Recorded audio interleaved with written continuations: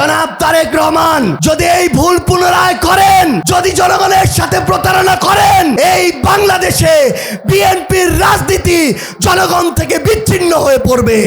জনাব তারেক রহমান একটা বিষয় ভুলে গিয়েছে, একটা তিক্ত সত্য মনে করিয়ে দেই। এই বাংলাদেশে বিএনপি যে এবার ক্ষমতায় গিয়েছে, মানুষ জনাব তারেক রহমানের মুখ দেখে এবার ভোট দেয় নাই। মানুষ ভোট দিয়েছে মেজর জিয়াউর রহমানের ধানের শীষ দেখে। মানুষ ভোট দিয়েছে বেগম খালেদা জিয়ার আপসহীন নেতৃত্ব দেখে।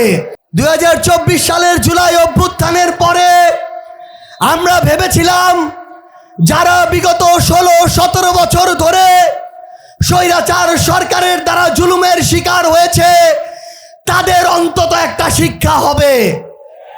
কিন্তু আমরা দেখলাম যে একটা অভ্যুত্থানের পরে, হাজারের অধিক মানুষের জীবন দেওয়ার পরে যারা নতুন করে এই বাংলাদেশে ক্ষমতায় আসলো, 3 মাস যেতে না যেতেই তারা প্রমাণ করে দিল যে যত নির্যাতন হোক, যত জুলুম হোক, ক্ষমতার চেয়ে তাদের কাছে কোনোদিন দেশ বড় হইতে পারে না। প্রত্যেকটা ধাপে ধাপে তারা আমাদের সাথে প্রতারণা শুরু করেছে। তারা এই দেশে 50% ভোট পেয়ে ক্ষমতায় গিয়েছে, কিন্তু তারা ভুলে গিয়েছে 70% মানুষ দেশের পরিবর্তনের পক্ষে রায় দিয়েছে। বিএনপি এখন খাল খনন কর্মসূচি শুরু করেছে। প্রিয় তারেক রহমান, নদীতে যদি পানি না থাকে, পদ্মায় যদি পানি না থাকে, ওই খাল খনন করে আমার লাভ কি হবে? ওই খালে পানি আসবে কোথা থেকে? আমরা একটা কথা আপনাদের সামনে বলে যেতে চাই, আমরা জাতীয় নির্বাচনে ছাড় দিয়েছি, কিন্তু স্থানীয় নির্বাচনে ছেড়ে দেওয়ার কোনো সুযোগ নাই। কেউ যদি আপনার ভোটের অধিকার চুরি করতে চায়, ব্যালট বাক্সে হামলা করতে চায়, উপনির্বাচনের মতো এই ভোট বয়কট করার কোনো সুযোগ নাই। বরং হয় ওই ভোট বন্ধ হবে, না হলে আমাদের অধিকার প্রতিষ্ঠা হবে। বিএনপিকে পরিষ্কার করতে হবে, রাষ্ট্র কি শুধু একটা দলের? বিএনপি কি শুধু বিএনপির সরকার, নাকি বিএনপি বাংলাদেশের সরকার? আমরা আওয়ামী লীগের 16 থেকে 17 বছরে দেখেছি তারা বিভিন্ন এজেন্সিকে ব্যবহার করে রাতের আধারে হুমকি দিয়ে তারা পরোক্ষভাবে মিডিয়াগুলোতে নিয়ন্ত্রণ নিয়েছিল। কিন্তু আজকে বিএনপির সময় এসে আমরা দেখছি তারা পরোক্ষর ধার ধারে না, এজেন্সিরও ধার ধারে না, নিজের দলীয় পদ পদবিওয়ালা লোকদেরকে দিয়ে দিনে দুপুরে তারা মিডিয়া দখল করানো শুরু করেছে। আমাদের ওই সীমান্তে ফেলানি নামক আমাদের ওই বোনেরা ভাইরা থেকে শুরু করে অসংখ্য শহীদের জীবন ওই সীমান্তের কাঁটাতারে ঝুলেছিল। কিন্তু আমরা দেখছি বিগত 1 সপ্তাহে আমার আরো 3 জন ভাইকে ওই সীমান্তে গুলি করে হত্যা করা হয়েছে। বিএনপির পক্ষ থেকে কোনো ধরনের শক্ত স্টেটমেন্ট আমরা দেখি নাই। বিএনপির কাছে আমরা স্পষ্ট করে বলি, কোন দেশের কাছে, এজেন্সির কাছে, রাষ্ট্রের কাছে নিজেদের সার্বভৌমত্ব, সম্মান, আমাদের ভাইয়ের জীবন আমরা তাদের কাছে বন্ধক দিয়ে এই বাংলাদেশে কোনোদিন আমাদের রাজনীতি প্রতিষ্ঠা করতে পারবো না। আমরা দেখছি আবার নতুন করে চাঁদাবাজি শুরু হয়েছে। চাঁদাবাজি হয় কিনা? ক্ষমতার অপব্যবহার হয় কিনা? মানুষের উপরে জুলুম হয় কিনা? সরকারি সকল সুযোগ সুবিধা শুধু বিএনপির নেতা কর্মীদের দেয়া হয় কিনা?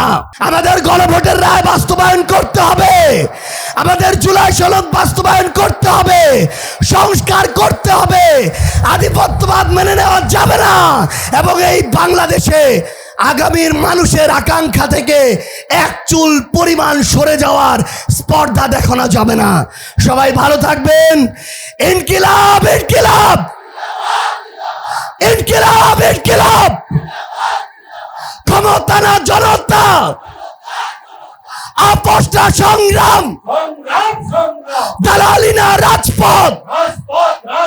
দিয়েছি তো রক্ত, রক্তের বন্যায় আবু সাইদ মুগ্ধ,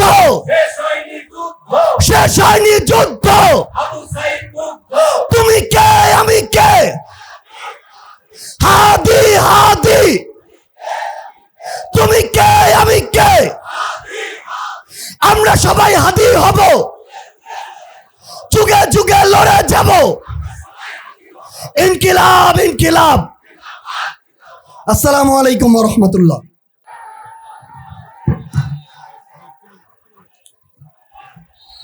ইন্নাল হামদুলিল্লাহ ওয়াসসালাতু ওয়াসসালামু আলা রাসূলিল্লাহ ওয়া আলা আলিহি ওয়া আসহাবিহি আজমাইন। রাজশাহীর বিভাগীয় সমাবেশ রাজশাহী মাঠে অনুষ্ঠিত আজকের এই ঐতিহাসিক 11 দলীয় সমাবেশের সম্মানিত সংগ্রামী সভাপতি, আজকের প্রধান অতিথি বাংলাদেশ জামাত ইসলামীর সংগ্রামী আমির, জাতীয় সংসদের বিরোধী দলের মাননীয় বিরোধীদলীয় নেতা, উপস্থিত জাতীয় নেতৃবৃন্দ, আজকে সামনে উপবিষ্ট আমার একান্ত প্রিয় ভাই সাহেব, আমার এই আওয়াজ যাদের কানে পৌঁছছে, উপস্থিত এবং অনুপস্থিত ভাই ও বোনেরা, আসসালামু আলাইকুম ওয়া রাহমাতুল্লাহি ওয়া বারাকাতুহু। প্রিয় ভাইরা, মহান রব্বুল আলামিন আমাদেরকে পাঠিয়েছেন তার গোলামি করার জন্য। তিনি যে বিধান দিয়েছেন যুগে যুগে আসমানি কেতাবের মাধ্যমে, আমাদের সময় সর্বশেষ কেতাব আল কোরআনের যে বিধান তিনি দিয়েছেন, এই বিধান যারা মেনে চলবে তারা আল্লাহ তাআলার সন্তুষ্টি অর্জন করে জান্নাতে যেতে পারবে। আর যারা আল্লাহর এই বিধানকে মানবে না, আল্লাহর অসন্তুষ্টি নিয়েই তাদেরকে জাহান্নামে যেতে হবে। বাংলাদেশ জামাত ইসলামী সহ 11 দলীয় আজকের যে ঐক্য, আমরা শপথ নিয়েছি মানুষের তৈরি করা মতবাদকে আমরা মনে করি অতটুকুই গ্রহণ করা যাবে যতটুকু কোরআন সুন্নাহ সমর্থন করে। আর যে আইনগুলা কোরআন সুন্নাহ সমর্থন করে না, এই সমস্ত আইনগুলাকে আমরা বাংলাদেশ থেকে বিতাড়িত করতে চাই। প্রিয় ভাইয়েরা, বাংলাদেশে আওয়ামী লীগ এসেছিল 6 বার, আর বিএনপি ক্ষমতায় আসলো এবার দিয়ে 5বার 5 বার। জাতীয় পার্টি এসেছে 2 বার। এই সমস্ত দলগুলো ক্ষমতায় বারবার এসেছে, কিন্তু আল্লাহ তাআলার দেওয়া যে বিধান, সেই বিধান থেকে একটি আইনও তারা বাস্তবায়ন করে নাই। আমাদের দাবি হচ্ছে, যতদিন পর্যন্ত আল্লাহর আইনে জমিনে চালু না হবে, ততদিন পর্যন্ত আমাদের আন্দোলন চলছে এবং চলবে ইনশাআল্লাহ। গতবার যে ভোট হলো ফেব্রুয়ারি মাসে, জনগণ গণভোটের ভোট দিল, আর জাতীয় সংসদেও ভোট দিল। আপনারা জানেন, গণভোটের হাঁগুলা ছিল বাংলাদেশ জামাত ইসলামী সহ 11 দলীয় যে ঐক্য ছিল, সেই ঐক্যের সমর্থনে হাঁ ভোট পড়েছিল। এই হাঁ ভোটের পরিমাণ কত হয়েছিল আপনাদের জানা আছে? 4,80,00,000 প্রায় ভোট পড়েছে। আর না ভোটের পক্ষে যারা প্রচারণা চালিয়েছিল তারা বর্তমান সরকারি দল। কথা ঠিক কিনা বলেন? এই না ভোটের সংখ্যা কত হয়েছিল মনে আছে? মনে নাই? প্রায় 2,20,00,000। তাহলে 2,20,00,000 ভোট বিএনপির, আর 11 দলের ভোট হচ্ছে 4,80,00,000। অতএব মেজরিটি ভোট হচ্ছে 11 দলের। কথা ঠিক কিনা বলেন? অতএব দেশটা পরিচালনা করার অধিকার 11 দলের। বিএনপির ভোট পরিচালনা, দেশ পরিচালনা করার অধিকার ভোটে প্রমাণিত হচ্ছে না। আমরা দেখলাম যে হঠাৎ গণনা করার সময় রাত্রি 8টা থেকে 10টা প্রায় জায়গাতে 2 ঘন্টা ভোট গণনা বন্ধ হয়ে গেল। আমরা আজ পর্যন্ত বুঝে উঠতে পারলাম না কেন এই ভোটটা বিরতি ছিল গণনা। এখন বোঝা যাচ্ছে ইঞ্জিনিয়ারিং করার জন্য এই কাজটা করা হয়েছে সারা দেশে। হবে টেকনাফ থেকে তেঁতুলিয়া পর্যন্ত এই ইঞ্জিনিয়ারিং করার মাধ্যমেই তারা সিট সংখ্যা বৃদ্ধি করতে পেরেছে, কথা ঠিক কিনা বলেন? সেজন্য আমরা এটার প্রতিবাদে আমরা সংসদে কথা বলেছি, আমরা আদালতে আমরা সেখানে আইন হিসাবে মামলা দায়ের করেছি এবং রাজপথেও আমরা আন্দোলন করছি।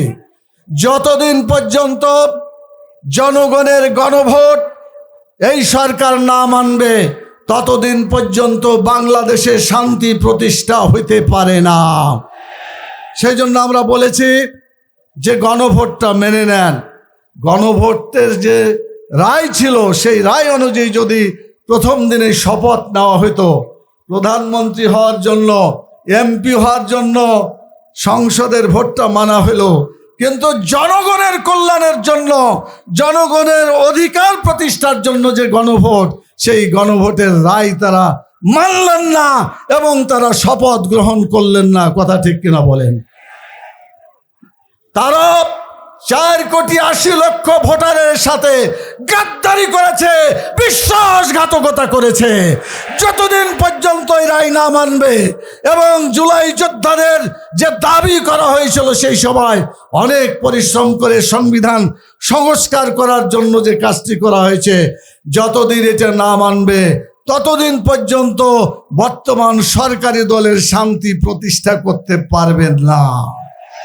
আমরা শান্তি প্রতিষ্ঠা করতে চাই, এই জন্য আহ্বান জানাতে চাই, সময় এখনো আছে, দেশটাকে আর বেশি উত্তপ্ত না করে আসুন আমরা সংবিধান সংস্কার করার কাজটি, গণভোটের রায়টি মেনে নিয়ে আমরা আমাদের দেশটাকে এগিয়ে নিয়ে যাই। ইতিমধ্যে আমরা প্রমাণ করেছি আমরা ভালো কাজে সহযোগিতা করতে চাই, মন্দ কাজে বিরোধিতা করতে চাই। আমরা তা অতীতে দেখিয়েছি, কথা ঠিক কিনা বলেন? বিগত তেলের সমস্যা যখন হলো তখন সরকারের পক্ষ থেকে কমিটি গঠনের প্রস্তাব এসেছিল এবং আমাদের পক্ষ থেকে সেই কমিটির সদস্য দেওয়া হয়েছিল। এই কমিটি গঠন করে যখন সরকারি দল এবং বিরোধী দল একমত পোষণ করে দেশের কল্যাণের জন্য কাজ করার সিদ্ধান্ত গ্রহণ করেছে, দেশে তেলের সমস্যা চলে গিয়েছে। আমি বলতে চাই, যদি আজকে সংবিধান সংস্কারের যে কথা আমরা বলছি, সরকার যদি এটা মেনে নেয়, আমরা বিশ্বাস করি ওই তেলের সমস্যা দূরের মতো বাংলাদেশের যে রাজনৈতিক সমস্যা, যে জটিলতা চলছে, এটাও দূর হয়ে যাবে ইনশাআল্লাহ এবং জনগণ শান্তিতে বসবাস করতে পারবে। প্রিয় ভাইয়েরা, আমি কথা লম্বা করতে চাই না। আমি জাতীয় সংসদে একটা প্রস্তাব দিয়েছিলাম, আপনাদের মনে আছে। বাংলাদেশে সব আইন দেখা শেষ হয়ে গেছে, কিন্তু ইসলামী আইন আসে নাই। এই ইসলামী আইন জনগণের প্রাণের দাবি। সেই জন্য আমি বলেছিলাম, জাতীয় সংসদে যারা মাদ্রাসায় শিক্ষিত আলেম আছেন তাদেরকে নেন এবং আমাদের দেশে যতগুলা সেক্টর আছে, মাযহাব আছে, মানে এই সমস্ত মাযহাবী আলেম তাদেরকে নেন এবং বাংলাদেশ জমিয়তে আহলে হাদিস থেকেও আপনারা আলেম নেন। এই আলেমদেরকে ঐক্যবদ্ধ করে তাদের মতামতে তারা যে কোরআন সুন্নাহর আইন প্রতিষ্ঠা করার পরামর্শ দেয়, আসুন কোরআন সুন্নাহর সেই আইন বাংলাদেশে প্রতিষ্ঠা করে দুনিয়ার কল্যাণ অর্জন করি, আর আখিরাতের কল্যাণও আমরা অর্জন করব ইনশাআল্লাহ। সেদিকে আমি আহ্বান জানিয়ে আর একটি কথা বলে শেষ করতে চাই। প্রিয় ভাইয়েরা, আমরা জানি না আমাদের জীবন কখন শেষ হবে, যে কোনো সময় শেষ হয়ে যাবে। আল্লাহ তাআলা যারা নির্বাচিত হয়েছে তাদের সম্পর্কে কোরআনে একটি আয়াত, সূরা হজের 41 নম্বর আয়াত আল্লাহ বলে দিয়েছেন, আল্লাযীনা ইম্মাক্কানাহুম ফিল আরদ আকামুস সালাত ওয়া আতাউজ যাকাত ওয়া আমারু বিল মারুফ ওয়া নাহাউ আনিল মুনকার। যখন তাদেরকে ভূখণ্ডে তাদেরকে ক্ষমতা দেওয়া হবে, কোনো জায়গার যখন তারা দায়িত্ব পাবে, তখন তারা 4টা কাজ করে তাদের দায়িত্ব পালন করবে। 1 নম্বর কাজ হচ্ছে দেশে নামাজ চালু করে মানুষের চরিত্র সুন্দর করে দিতে হবে। আল্লাহ তাআলা বলেছেন, ইন্নাস সালাতা তানহা আনিল ফাহশাই ওয়াল মুনকার। নামাজ চালু হলে বাংলাদেশের মানুষ ভালো হয়ে যাবে ইনশাআল্লাহ। অতএব এই নামাজের আইন চালু করতে হবে। যাকাত চালু করে ক্ষুধা, দারিদ্র্য, বেকারত্ব বাংলাদেশ থেকে মুছে ফেলতে হবে। যদি আজকে যাকাত ভিত্তিক অর্থনীতি প্রতিষ্ঠা করা হয়, সুদকে বিতাড়িত করা হয়, আল্লাহর দেওয়া অর্থনীতি চালু করা হয়, আমি বিশ্বাস করি আমাদের দেশে ক্ষুধা, দারিদ্র্য, বেকারত্ব আর একটুও থাকবে না ইনশাআল্লাহ। আমরা দেশটাকে সুন্দর করতে পারবো, মানুষ না খেয়ে মরবে না, মানুষ আরামে জীবনযাপন করতে পারবে। সেই জন্য যাকাত চালু করে মানুষের অর্থনীতিকে সুন্দর করে দিতে হবে। তৃতীয় নম্বর, আল্লাহ তাআলা বলেছেন ভালো কাজ চালু করে মানুষকে শান্তিতে বসবাস করতে দিতে হবে, আর মন্দ কাজ বন্ধ করে অশান্তির আগুন থেকে তাদেরকে রক্ষা করতে হবে। তাই আসুন আল্লাহর দেওয়া বিধান আমরা বাস্তবায়ন করার লক্ষ্যে ঐক্যবদ্ধভাবে কাজ করি। আপনারা প্রথমে সরকারি দল যদিও শরীয়ত আইনের বিশ্বাস করেনি বলে বলছিল, কিন্তু পরবর্তী পর্যায়ে নির্বাচনের আগে বলেছে যে আমরা শরীয়তের বিরুদ্ধে কোনো আইন রচনা করব না। বলেছে না বলে নাই? অতএব আপনারা যদি শরীয়তের বিরুদ্ধে না থাকেন আর আমরা শরীয়তের আইন চাই, অতএব আমাদের মধ্যে কোনো বিরোধ নাই। আসুন বাংলাদেশের মানুষকে মুক্তি দেওয়ার জন্য আল্লাহ তাআলার যে বিধান, শরীয়ত বিধানকে আমরা গ্রহণ করি, বাস্তবায়ন করি, মানুষের মুখে হাসি ফুটাই, দুনিয়া এবং আখিরাতের কল্যাণের জন্য কাজ করি। এই উদাত্ত আহ্বান জানিয়ে আপনাদের সবাইকে ধন্যবাদ জানিয়ে আমার কথা এখানেই শেষ করছি। সুবহানাকা আল্লাহুম্মা ওয়া বিহামদিকা আশহাদু আল্লা ইলাহা ইল্লা আনতা আস্তাগফিরুকা ওয়া আতুবু ইলাইকা। আসসালামু আলাইকুম ওয়া রাহমাতুল্লাহি ওয়া বারাকাতুহু। সংগ্রামী জনতা, প্রচন্ড